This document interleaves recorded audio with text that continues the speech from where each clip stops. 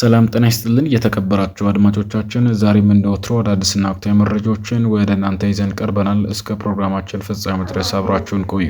በቤኒሻንጉል ጉሙዝ ክልል የሸኔ ታጣቂዎች በፈጸሙት ጥቃት ህጻናትና ነፍሰ ጡር እናቶችን ጨምሮ ከ40 በላይ ሰዎች መገደላቸውን ነዋሪዎችና የአካባቢ ባለስልጣናት ተናገሩ። ታጣቂዎቹ ጥቃቱን በምዕራብ ኢትዮጵያ በምትገኘው ቤኒሻንጉል ጉሙዝ ክልል ቡላን ወረዳ በኩጂ ቀበሌ ውስጥ የተፈጸመውን ቅዳሜ ህዳር 13 2018 ዓ.ም ነው። የቡላን ወረዳ አስተዳደር አቶ መሩ በጥቃቱ 36 ሰዎች ስለመገደላቸው መረጃ እንዳላቸውም ተናገሩ። የአካባቢ ሚሊሻ ደግሞ ቅዳሜ ዕለት 40 ሰዎች መቀበራቸውንና እሁድ ዕለት ደግሞ ወደ ቡላን ለሕክምና የሄዱት 2 ሰዎች ሞተው መምጣታቸውንም ተገልጸዋል።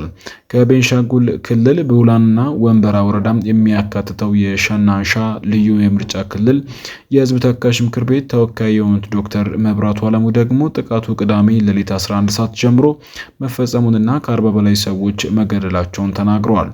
የምክር ቤቱ አባል ዶክተር መብራቱ ለቢቢሲ ሲናገሩ በኩጂ ቀበሌ ከተማ ነዋሪዎች እንቅልፍ ላይ ያሉ ታጣቂዎች ገብተው ተኩስ መክፈታቸውንና ነዋሪዎች ተደናግጠው ሲወጡ እና በተኙበት ያገኟቸው ላይ ግድያ ፈጽመዋል ብለዋል። ቢቢሲ ያነጋገራቸውና በጥቃቱ የቤተሰቦቻቸው አባላት የተገደሉባቸው አንዳንድ ግለሰብ ታጣቂዎች 41 ሰዎች መገደላቸውን እንደሚያውቁ ተናግረዋል።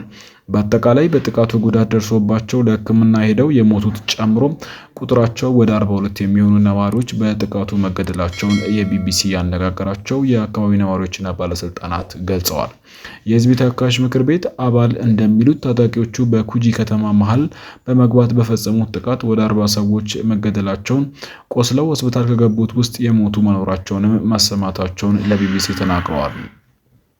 ዶክተር መብራቱ አክለውም 31 ሰዎች አስክሬን ቆጥሬ ያለው ሰው አናግሬያለሁ በማለት ሟቾቹ የተገደሉት በየቤታቸው ደጃፍ ላይ መንገድ ላይ በተገኙበት መሆኑንም ገልጸዋል። መንግስት በሽብርተኝነት የፈረጀውና ሸኔ ብሎ የሚጠራው የኦሮሞ ነጻነት ሰራዊት ታጣቂዎች እንደፈጸሙትን በተናገረው በዚህ ጥቃት ከ1 ዓመት ህፃን ጀምሮ እስከ 80 አዛውንት ሴቶች ነፍሰ ጡሮችም እንደሚገኙበት የምክር ቤቱ አባላት ተናግረዋል።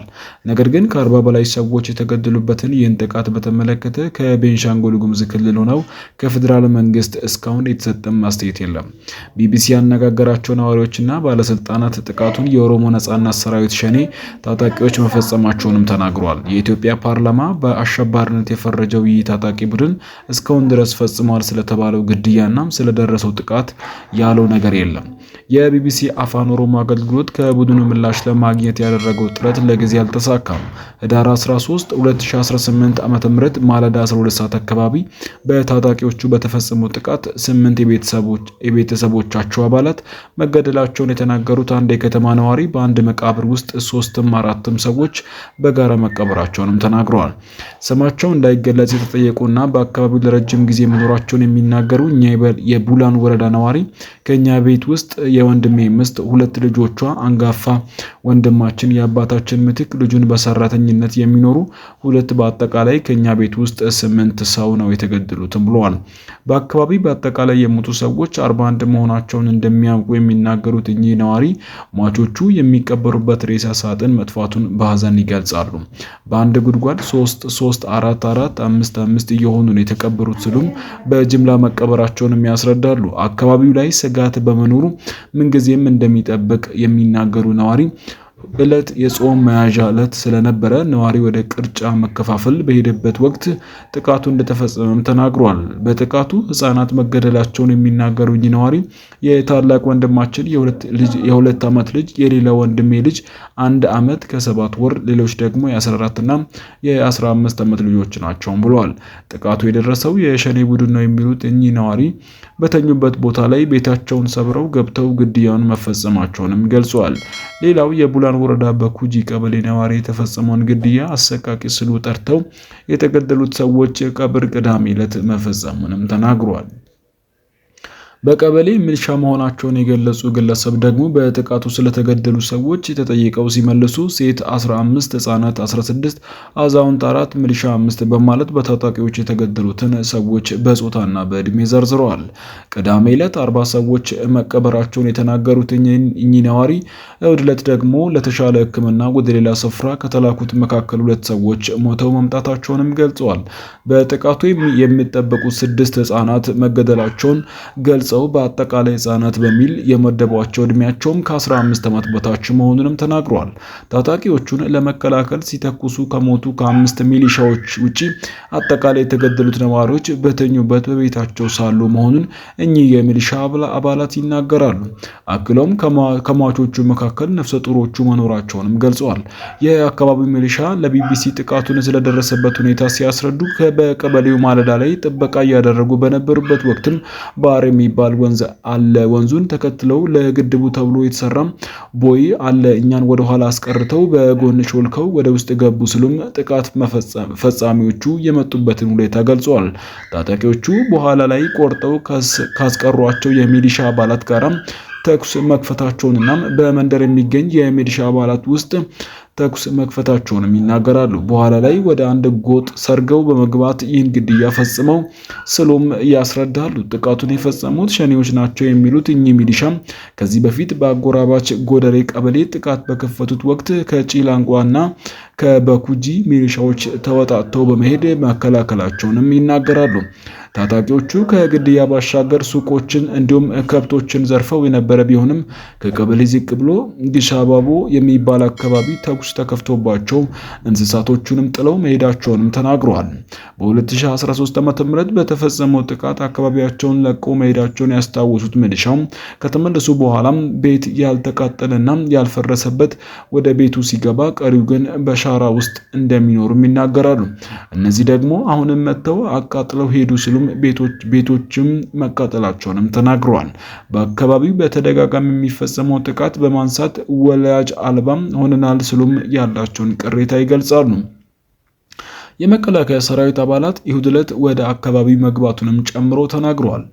ጥቃቱ የደረሰው የክልሉ መንግስት ሚሊሻዎችን ፖሊስ የአድማ በተና አሰማርቶ ቡድኑ ላይ ዘመቻ እያካሄደ ባለበት ወቅት መሆኑንም የቡላን ወረዳ አስተዳደር አቶ ነማራ ገልጸዋል። አካባቢው ሁልጊዜ በስጋት ውስጥ እንደሚገኝ የሚናገሩት የወረዳ አስተዳዳሪም የሸኔ ታጣቂዎች ከወረዳው ቀበሌዎች በ5፣ በ7፣ በ10 ኪሎ ሜትሮች ርቀት ውስጥ ይገኛሉ ብለዋል።